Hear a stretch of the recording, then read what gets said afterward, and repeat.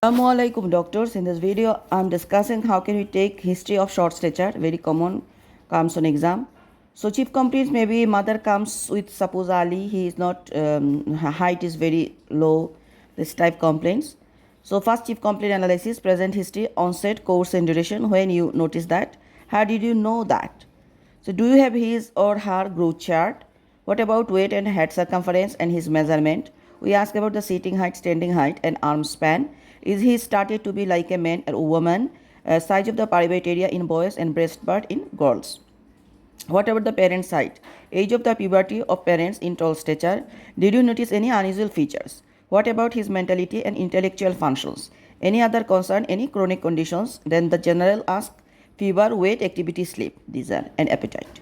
Now about the systemic review one by one. First from the CNS, signs of increased ICT, signs, abnormal in movement, abnormal gait, fits, numbness, previous bug, vision concern, yellow eye, hearing concern, behavioral changes and irritability. Then GIT about the tummy size, tummy pain, throwing up, yellowish discoloration of eye, oral thrush, oral or anal soreness and anal itching. Then you go the chest, any recurrent box, cough and snoring sound. CVS about the heart racing, exercise intolerance, chest pain and fainting attack. Urinary about the pee concern and blood pressure. MSK skin spots, fingers, oral and anal flexors. Acne, abnormal hair distribution, hirsutism. Then any lumps, swelling anywhere, neck swelling, hair, nail, bone or joint pain, carving of back, any asymmetry in the body like Beckwith-Whiteman syndrome or small hands and feet, Prader-Willi syndrome, stria. So we will keep in our mind the syndromic features. They are associated with the short stature. Endocrine, hot or cold intolerance and thyroid, hematology, pale or bruise, recurrent bugs, history of any blood transfusions. Then past history 5T IOA, team very important. The drugs if on steroids, side effects, methylphenidate if short and sex hormones. Parental history is very important. Pregnancy about the maternal disease, drugs, illicit drugs, delivery time, type and fast cry.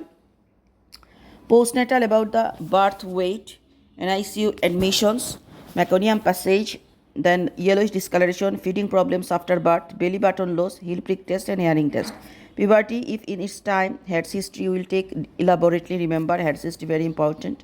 Nutrition is very important if there is over or underweight, any feeding problems, type of food, number of meals, who prepared food for him, content in each meal, development in details, vaccination up to date, any extra shots, allergy, foods or drugs, family history of any similar condition, consanguinity, social, if is the child aware of his condition or not, psychological impact, how does his condition affect the family, school, is he going to school, is it in mainstream or special school, if not, ask anyone talk to you regarding appropriate education plan for him.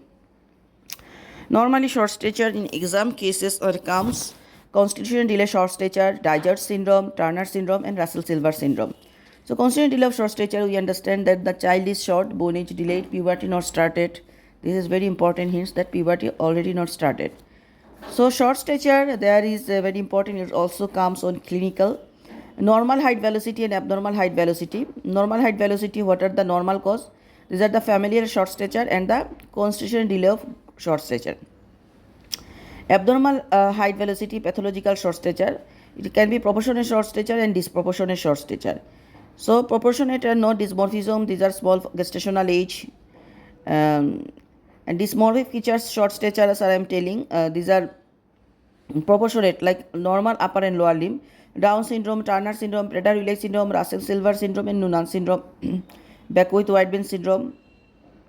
About the disproportionate short stature where abnormal upper and lower limb like achondroplasia, skeletal dysplasia, rickets, osteogenesis imperfecta, short trunk that is MPS, scoliosis and post-radiation. Sometimes short stature occurs some condition like failure to thrive, malnutrition, malabsorption, chronic any illness, psychology, social dwarfism, failure to grow, affected height is more than weight, that is like growth hormone deficiency, hypothyroidism, Cushing syndrome, Albright, hereditary osteodystrophy. So this is all about short stature history taking. Thank you.